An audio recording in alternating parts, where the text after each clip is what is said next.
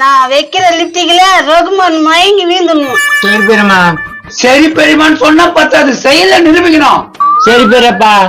ரகுமான் உன்னை பார்த்தோன்னு மயங்கி வீணும். நீ அது போல பேசணும். நாங்க நான் பேசுற பேச்சுல மயக்க வச்சிருவேன் பெரியம்மா, நீ கவலைப்படாத. அண்ணா அண்ணிய வாடா, பொண்ணை பத்து ஒண்ணா பொண்ணு பத்து வேடனா ஏதோ வெங்கோருங்க பத்தி வச்சுக்கிறா.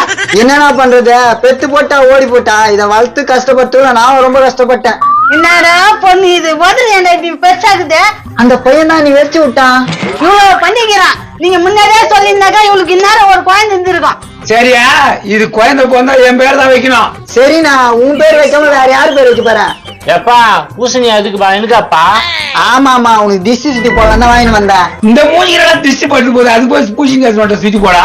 முடியா பெத்த பொண்ணு மேல அக்கறையா எடுத்துன்னு வந்துடுறான் சுத்தி போட. அது கூட ஒரு மூஞ்சி வட்டம் தேவையில்லையா, உதட்டி அதையும் பாரா. பெரியப்பா. ஐயா நீ பெரிய பண்ண கூப்பிடாத.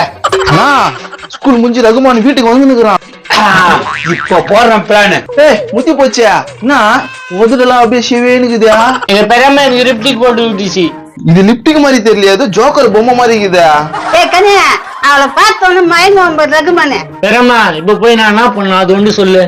அவன் வீட்டுக்கு வந்து பேக்கு கைட்டி வச்ச உடனே ஹேய் அப்படின்னு சவுண்ட் இருக்குது. இப்படியா பெரியம்மா? ஹாய் அப்படிதான் சொல்லக்கூடாது இல்லையா, ஹாய்ன்னு சொல்லணும். ஹாய். பெரியப்பா கட்டாக்குதா? அட அட அட, என் மகன் எவ்வளவு அழகா சொல்றா, என் கண்ணே பட்டுது. அது என்ன சொல்லிச்சு உன் கண்ணு பட்டுச்சுன்றா? அட போப்பா, இத்தனை பேருக்கு என் பொண்ணுக்கு நல்ல வாழ்க்கை அமைச்சு கொடுத்தீங்கன்னா நீங்க. மறக்காம இந்த வீடியோவை ஃபுல்லா பாருங்க, கீழே ஸ்கிரீன்ல கிளிக் பண்ணி